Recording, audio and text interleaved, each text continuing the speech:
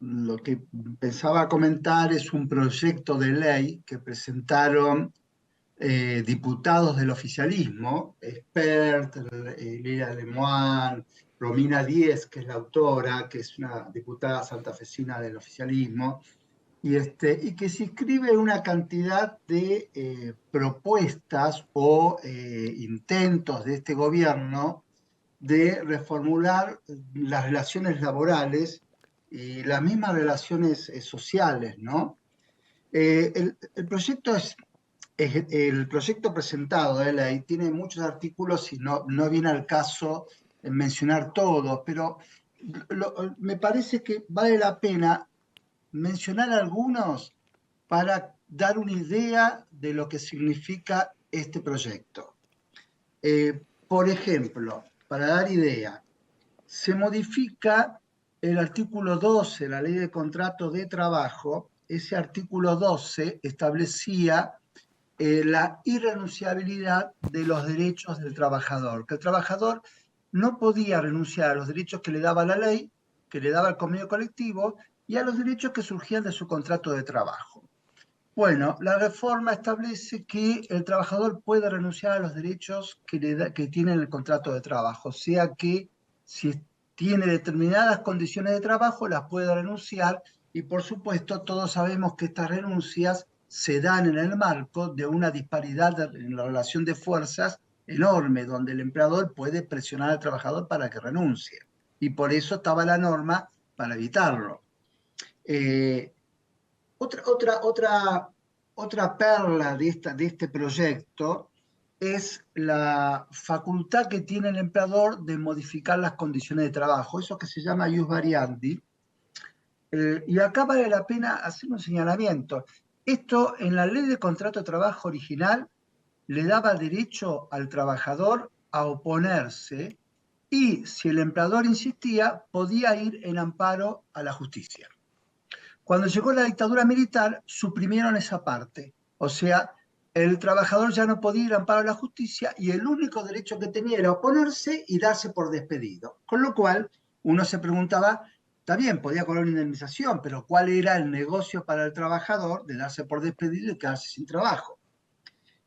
Durante la etapa más democrática, ya recuperado algunos derechos, se dio el proyecto del diputado Recalde, por el cual se volvió a la redacción original de la ley y se volvió a decir que el trabajador tenía derecho a ir en amparo a la justicia para evitar esos cambios que quería imponerle arbitrariamente el empleador. Bueno, ahora en este proyecto se vuelve a suprimir eso, como hicieron los militares en su momento, y se le da la opción únicamente de darse por despedido.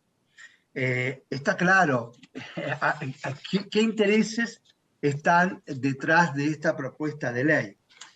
Para ir, yo voy a tirar nada más que algunas cuestiones para no irme en el tiempo, pero por ejemplo, otra cuestión que llama la atención es el tema del pago de los salarios, que en el proyecto se preocuparon para reformar este tema del depósito bancario y se habilita el depósito de salarios en otras entidades, como podría ser, no se lo menciona, pero obviamente esa es la idea, Mercado Libre, que está por ahí en una definición que está clara, que está dirigida hacia Mercado Libre, que podría entonces depositarse los salarios en esa empresa.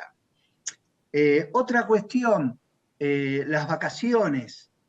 Hasta ahora la ley decía que tenían que darse entre el 1 de octubre y el 30 de abril del año siguiente. En el proyecto se dice que puede darse en cualquier época del año hasta el 30 de abril del año siguiente. Y se decía antes, en la ley establece la ley actual que se deben avisar con una anticipación de 40 días y el proyecto dice se debe avisar con una anticipación de 21 días. La ley actual dice que no se pueden fraccionar, el proyecto dice que se pueden fraccionar hasta en módulos de 7 días.